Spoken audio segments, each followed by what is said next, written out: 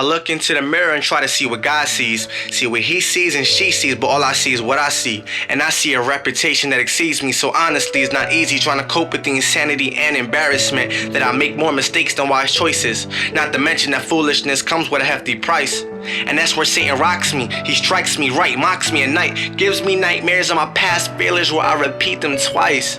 And at the height of this agony, Satan's in my reality, painting pictures in my background which prophesies my calamity. He knows my internal insecurities and attacks my wounded tissues of abandonment and loneliness, which are the roots of my trust issues. It's because secretly, I really don't allow myself to be loved or love much, because when it comes to scarred people, we tend not to trust much. And though I'm a very affectionate specimen, I'm overly aware of people's intentions, because in my unsaved past, I often view love as a potential infection. Sick injections of memories I pretend didn't happen, of men thrashing, jabbing, and smacking on my mother to uncover that these men would cheat on her, or what was my stepfather divorced my mom from my mom's best friend. Correct me, but breaking covenant seems to be the trend. And some men call it love when they can't keep their hands off of the people they love. And I never knew my biological father because he abandoned me for his addiction to drugs. And now that my age qualifies me as an adult, I'm in my prayer closet airing it out with statements like, God, I didn't have a chance to be a child. Smoking cigarettes as a kid and drinking my grandmother's Heineken bottle she hid in the back of the bottom shelf of the fridge. And though I've been healed from the psychological shame I can now testify and count as joy, Satan still loves to mock me with the memory that I was babysat by the individual who had a thing for little boys. Being exposed to pornography at age 7, well, that's a mental sickness in itself. So now I spent my childhood living in bondage. But as God moves me forward beyond that unnecessary frustration at times, I realize I'm in a very particular place in my young life. My issue with being loved is visible. I see the symptoms, so now I know it. When I'm around certain people, I begin to feel claustrophobic. A thick layer of discomfort completely overwhelms me, and I discourage myself to think I'm around people with the potential to hurt me. I understand it now. It's because I'm afraid. I think, like when my spiritual father goes, "Hey kid, you know I love you." I go, "Yeah." I just chuckle. I chuckle. That's the only expression I know to hide the pain of rejecting something I long for, that my insides start to crumble. And I see I don't have a problem expressing my frustration or anger, but when it comes to those deeper emotions, I become an incredible actor. I could take those emotions that would make me a better man if I dealt with them. Instead, I bury them so deeply at times I don't remember them. So when people are like, "You okay?" I say, yeah, I'm fine. And I believe I'm not lying, because I manipulated myself into purchasing the junk I'm buying. Being aware of this, I ask God, what is the root to this self-deception? So in effort to uncover the truth, I dig for it. And after countless upon countless of failed attempts to uncover the issue, right before I give up on the desire to want to heal from whatever deeply wounded me, the memory smacked me so hard in the face as streams flowed from my eyes. All I could do was cry. I remembered it.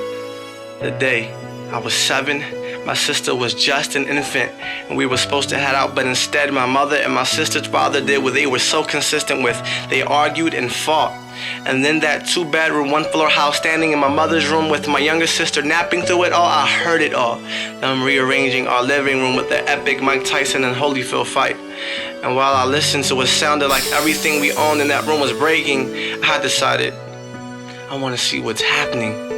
So I shuffled to the door and cracked it just enough I could see with one eye.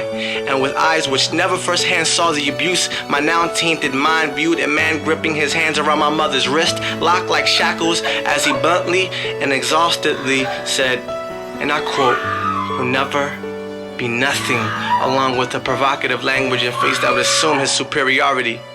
My mother then turned her head to my direction, and in that moment, within that 1-inch window of view, we locked eyes as if we were peeking into each other's spirits, only to find a pair of defeated souls. And as I watched, a set of very interesting words whispered into my ear with a voice that didn't belong to me. I heard, "How worthless. All you can do is watch. Such stupidity, so pitiful." And as a 7-year-old child, you don't think where there's nothing I can do. I'm just a kid. No, you eat whatever lies on your plate, no matter how defiling it may be. And as I was remembering this, while I sat in my room as worship and praise filled the room with the foundation of my broken heart, in a vulnerable and receptive state, I heard God say, "You're not afraid to love. You feel like you're not worthy of it. So when people receive who you are as you are, you can't apprehend that anyone in this world would see you differently than that 7-year-old child you spent 12 years trying to prove yourself not to be.